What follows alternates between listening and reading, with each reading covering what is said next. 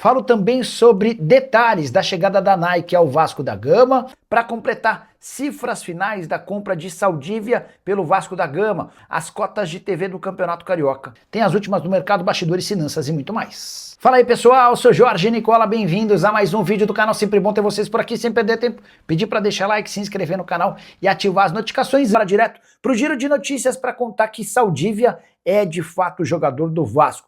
Nas últimas horas o martelo foi batido em cima daquela negociação que eu já havia contado para vocês na terça. Compra de 50% dos direitos econômicos por $1,5 milhão. O Vasco ainda tem a possibilidade de aquisição de mais 20%.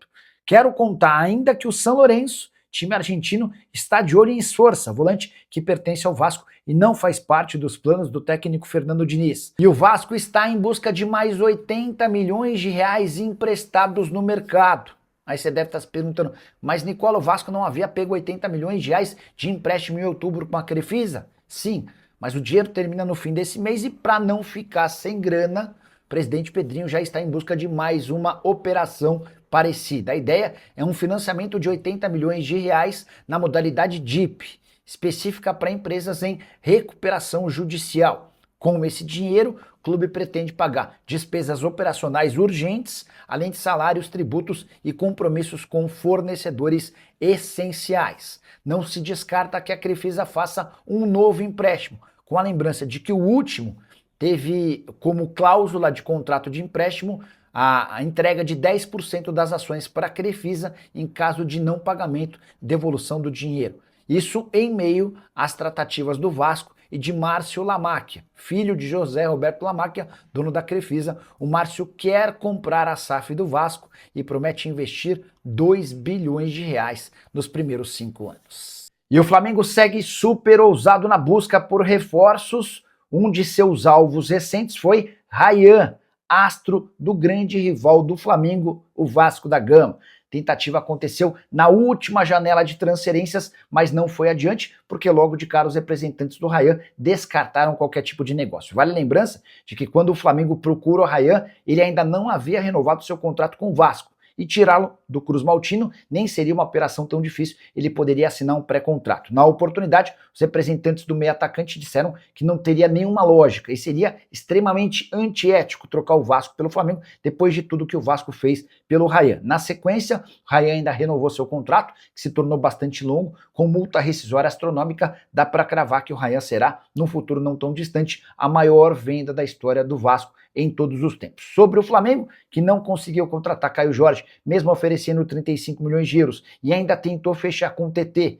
Depois de um acordo entre Grêmio e Panathinaikos, não conseguiu. O TT está desembarcando em Porto Alegre para virar reforço do tricolor gaúcho. O Flamengo segue no mercado em busca de um goleiro, de um centroavante, mas também de olho em boas oportunidades. Bora falar agora sobre o Vasco para te explicar por que no lançamento oficial da parceria entre Cruz Maltino e Nike não havia nenhuma peça do segundo uniforme vascaíno. Muita gente na rede social estranhou.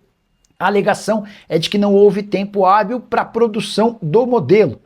Vale a lembrança de que o Vasco tinha até 31 de dezembro um outro parceiro. O acordo com a Nike foi fechado nos últimos meses de 2025 e, segundo qualquer empresa de material de fornecimento esportivo, há necessidade de uma bela antecedência para a confecção, fornecimento e distribuição dos uniformes. A tendência é que esse segundo uniforme seja apresentado ao longo dos próximos meses. É com esse primeiro uniforme que o Vasco disputará as rodadas iniciais do Campeonato Carioca e também Copa São Paulo de Juniores. Quais os valores necessários para a compra de Thiago Almada, meio atacante argentino que fez muito sucesso com a camisa do Botafogo, é titular absoluto da seleção argentina, mas foi colocado à venda nos últimos dias pelo Atlético de Madrid. Flamengo e Palmeiras monitoram com atenção a situação. Primeira informação é de que Thiago Almada está sendo vendido pelo Atlético de Madrid por 20 milhões de euros ou 126 milhões de reais. Menos dinheiro, por exemplo, do que o Cruzeiro está gastando com o Gerson, mas com uma observação importante. O Atlético de Madrid quer esses 20 milhões de euros por 50% dos direitos econômicos. Jogador bem mais jovem do que o Gerson e de enorme potencial. Uma coisa que pode pesar contra é seu salário. Ele ganha na casa dos 3 milhões de reais mensais com a camisa do Atlético de Madrid. Cifras não pagas nem por Palmeiras nem por Flamengo. Não há nenhum jogador desses dois grandes clubes do futebol brasileiro recebendo na casa dos 3 milhões de reais por mês. Chegaram a especular Thiago Almada no Grêmio, posso descartar qualquer possibilidade de acordo. Antes de gravar esse vídeo, consultei uma fonte no Tricolor Gaúcho e essa pessoa assegurou que as cifras não condizem com a realidade financeira do clube. Imaginar Thiago Almada sendo comprado pelo Cruzeiro, com o Matheus Pereira em vias de renovar seu contrato e Gerson sendo comprado, não me parece fazer bastante sentido. O que eu posso contar é que Thiago Almada no futebol brasileiro seria sinônimo de sucesso, até porque ele tem muita bola e já mostrou que é capaz de jogar em alto nível no Brasil.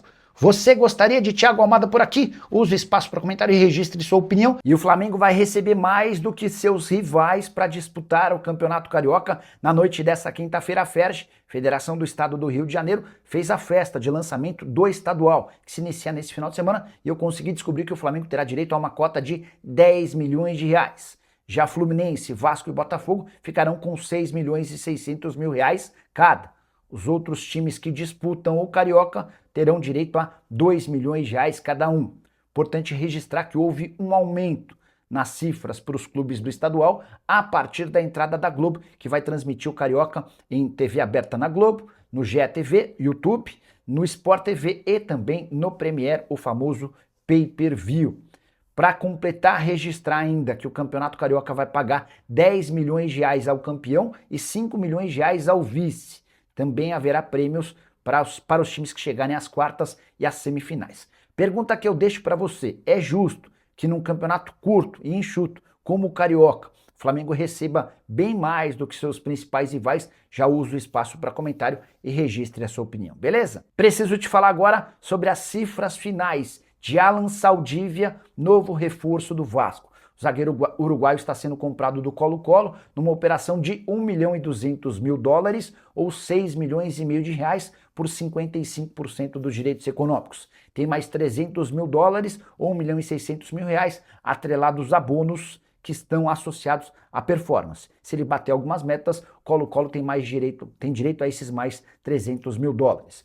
Importante registrar que no acordo entre Vasco e Colo-Colo há a possibilidade de o Cruz Maltino adquirir mais 15% dos direitos econômicos, que totalizaria 70%. O zagueiro uruguaio viaja nas próximas horas ao Brasil, deve estar chegando, inclusive, vai assinar um contrato de 3 temporadas, renováveis por mais uma, desde o princípio da janela. O Vasco muito focado na contratação desse atleta, que se junta a Robert Renan e Carlos Cuesta. A partir daí, Fernando Diniz passa a ter 3 zagueiros confiáveis. Boa noite, Nicola. Alguma novidade sobre a venda da SAF do Vasco para o Marcos?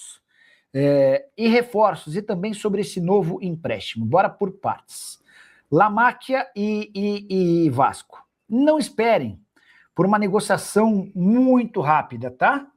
O Marcos quer comprar a SAF do Vasco, já se mostrou interessado em assinar um documento para confirmar seu interesse, mas é um processo meio lento e gradual. E aí, só para entender, né?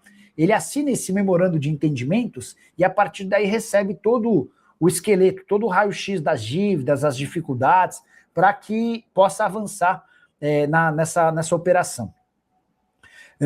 Sobre reforços, o Saldívia deve ser anunciado até essa quarta-feira. A expectativa lá no Chile é de que o zagueiro uruguaio do Colo-Colo seja confirmado. Operação de compra, mais ou menos 1 milhão e meio de dólares, por 50% dos direitos econômicos. O Vasco está em tratativa por outros nomes. O Brenner, jogador que é representado pelo Bertolucci, interessa. O Bertolucci é um empresário do Diniz e também do Brenner, e o Diniz é a favor da contratação do atleta. Sei que o Abubakar, atacante camaronês que foi jogar no time médio do Azerbaijão, foi oferecido, mas o Vasco ainda não tinha tomado uma posição, uma decisão sobre contratá-lo ou não. Enfim, esses são alguns dos movimentos do Vasco nesse momento, tá bom? Fala comigo, boca de mosquito. Como é que tu tá, meu filho? Danado, me diz uma coisa. Tu curtiu essas atualizações ou tu tá fingindo costume, hein? Porque estamos falando dele.